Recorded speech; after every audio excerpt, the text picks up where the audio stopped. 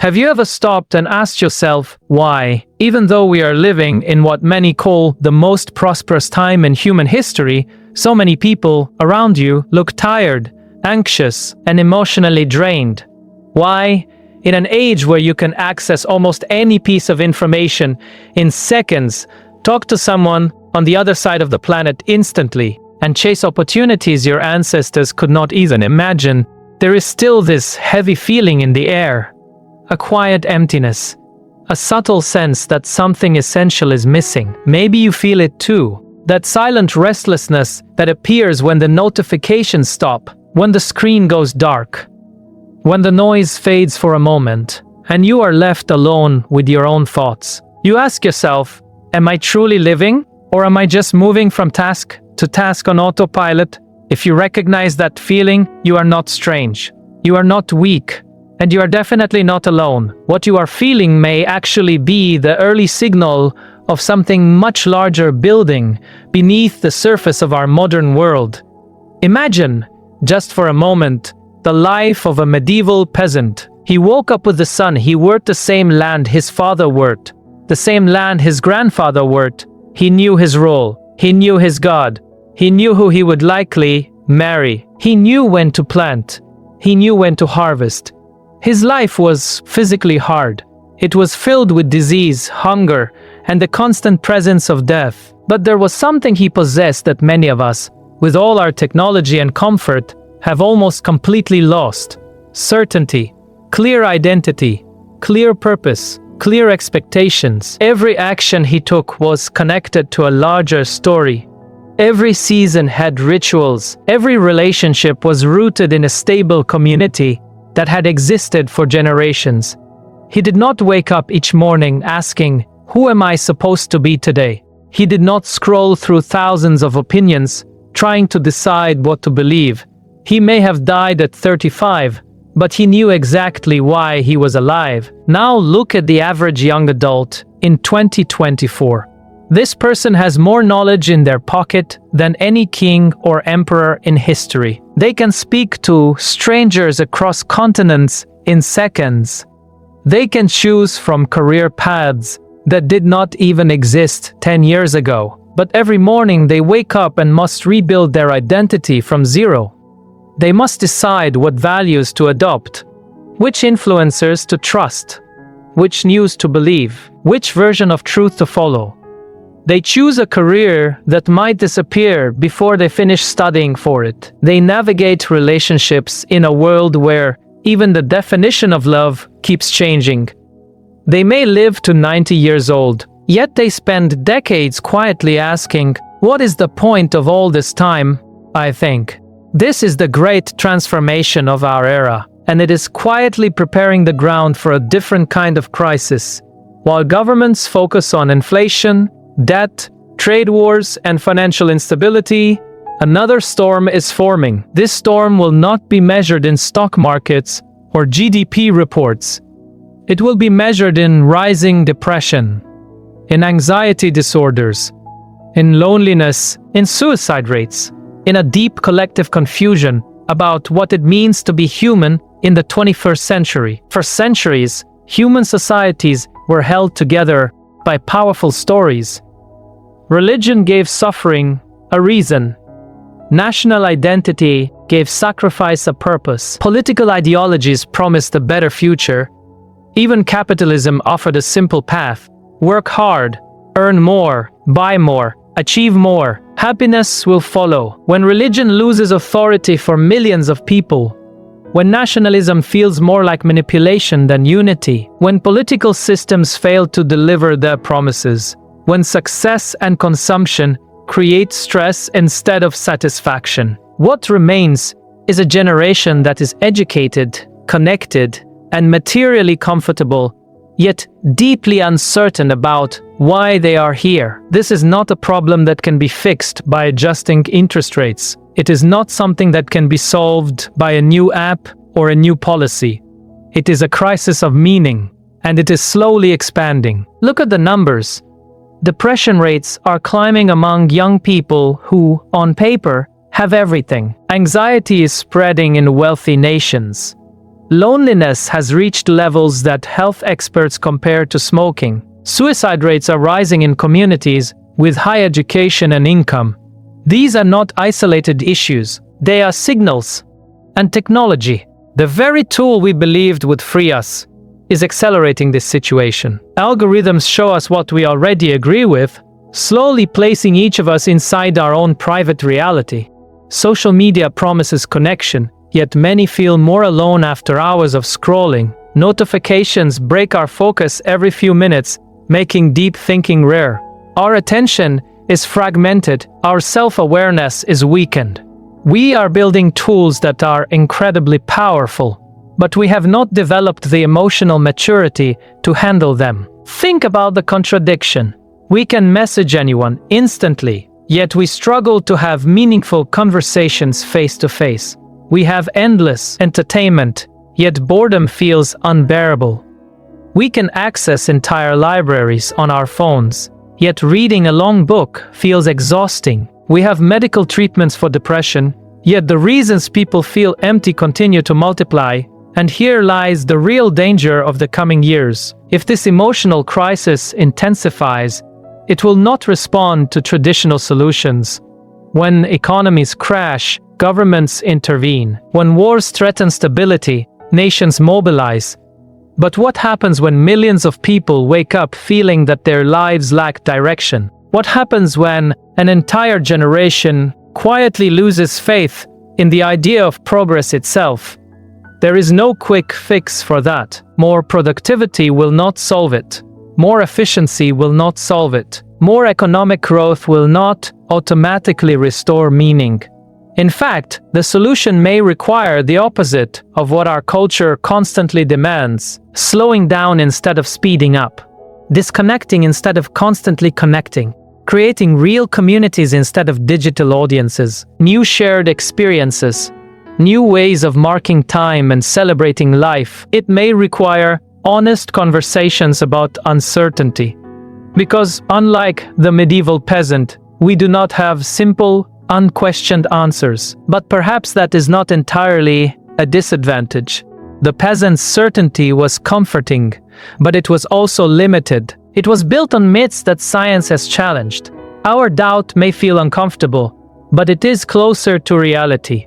We understand how complex the universe is. We know how small we are within it. That knowledge can feel overwhelming. Yet it can also be freeing. Maybe this crisis of meaning is not only a threat.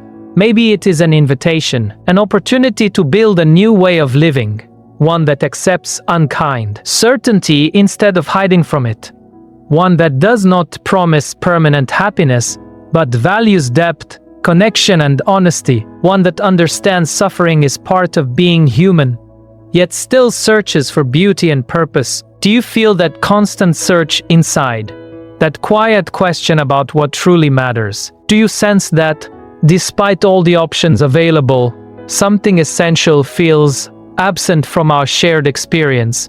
If you do, you are part of a much larger pattern. As we move closer to 2026, the symptoms of this emotional shift may not look organized. They may appear as protests that struggle to define their demands, as political movements offering simple solutions to complex fears, as art, music, and culture expressing confusion and anger, as sudden waves of social tension that seem difficult to explain.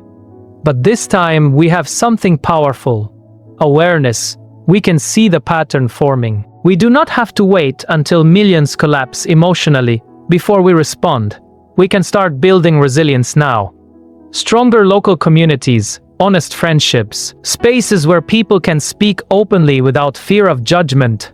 We can experiment with social models that place mental health and human dignity at the center, not at the margins. Most importantly, we must recognize something uncomfortable but hopeful. This crisis is not proof that humanity has failed. It is proof that we have succeeded in solving many survival problems. For the first time in history, large parts of the global population are not fighting daily for food or physical safety. That creates space. And in that space, deeper questions naturally rise. Who are we beyond survival? What gives life meaning when survival is no longer the only goal? How do we build societies that nourish the mind and the heart? Not just the economy driven. The emotional turbulence of the coming years may feel painful, but it may also be the birth of a new stage in human civilization. A stage where technological power is balanced by emotional intelligence, where speed is balanced by reflection, where competition is balanced by compassion. This transformation will not happen automatically. It requires conversation, it requires courage, it requires individuals who are willing to question the system without falling into despair. It requires communities that choose dialogue over division. So the real question is not only what will happen in 2026, the real question is how we choose to respond. Will we chase more distraction? Or will we slow down long enough to listen to what this restlessness is trying to teach us? The future will not be shaped only by economic data or political speeches. It will be shaped by millions of quiet personal decisions. Decisions about how we spend our time, who we give our attention to, what values we pass to the next generation, whether we build walls or bridges. If these reflections resonate with you, then you are already part of this conversation. You are already part of the shift. There are no easy answers here. The biggest questions in life rarely come with simple solutions, but there is strength in recognizing that we are navigating this together. The crisis of meaning does not have to end in collapse. It can lead to clarity. It can lead to creativity. It can lead to a more mature humanity, one that understands that progress is not only about speed or profit, but about wisdom. And maybe, just maybe, this silent restlessness you feel is not a sign that something is wrong with you. Maybe it is a sign that you are awake. We are living in one of the most fascinating moments in human history. A crisis is approaching. You can feel it in the air, in the tension of conversations, in the quiet anxiety behind daily routines. But for the first time ever, we have the chance to face this crisis with awareness, not blindly, not by accident. We can face it prepared. We can face it united. And we can face it with a deeper understanding of what it truly means to be human in a time of rapid transformation. The real issue is something deeper than politics or economics. We are living through what can only be called a great emotional acceleration. In the past, major changes happened slowly. Our ancestors had decades to adjust to new technologies, new social systems, new ways of living. A generation could adapt before the next one had to face another shift. Today, everything changes in just a few years, sometimes in just a few months. The human nervous system was not built for this speed. It evolved to handle physical danger. It evolved for small communities, maybe a few dozen people. It evolved for stable roles and predictable environments. Now it is exposed to thousands of pieces of information every day. News, messages, updates, opinions, opportunities, threats. We are constantly stimulated in ways that no previous generation ever experienced. Think about what it means to be 20 years old today and choosing a career. It is no longer just a question of passion or income. It feels like a gamble on the future of humanity. A young person must try to predict which skills will still matter in 10 years. Which industries will survive automation? Which abilities artificial intelligence will not replace? They must imagine a job market shaped by technologies that do not even exist. Yet, this is not simple ambition. This is ongoing and tile pressure. And it does not stop at work. The same intensity appears in every area of life. Choosing a romantic partner in the age of dating apps means facing endless options. You know there are hundreds of profiles, one swipe away, and the other person knows the same. Commitment feels fragile because alternatives are always visible. Even forming your identity has become complex. You are not just influenced by family or neighbors, you are influenced by thousands of digital voices, influencers, thinkers, creators, activists, each offering a different version of how life should be lived. Even small decisions feel heavy now. Choosing what to eat is not just about hunger. It can involve climate change, animal rights, health science, political beliefs, and social responsibility. Our great-grandparents made most decisions based on tradition, culture, and geography. Their options were limited, but their decisions were supported by community. There was a shared understanding of what was normal. We have almost unlimited freedom, but that freedom comes with unlimited responsibility. Every choice feels personal. Every mistake feels like your own fault, and there is much less community support to help you navigate this complexity. As a result, each person becomes a lifelong self-improvement project, always analyzing, always optimizing, always wondering if there is a better path, a better partner, a better city, a better version of themselves. Life becomes an endless sequence of decisions that must be reviewed and updated. It is not surprising that burnout has become a common word. We are not just tired from working hard. We are tired from constantly managing our existence, from curating our image, from comparing our image, from comparing ourselves, from trying to keep up. Digital technology has nagged more than our habits. It has changed our experience of time and attention. Our brains are constantly interrupted by notifications. Messages arrive at any moment. News never stops. Content is endless. The ability to sit quietly without stimulation is becoming rare. The simple experience of being present in a moment without trying to record it, or improve it, or share it, feels almost strange. We are pulled into the future, always planning the next upgrade of our lives, and at the same time we are pulled into the past, consuming nostalgia or comparing ourselves to idealized memories. The present moment, where real life happens, becomes harder to reach, and when we reach it, we often feel uncomfortable. How often do you check your phone during a short pause, not because you need something specific, but because silence feels uneasy, because being alone with your thoughts feels unfamiliar?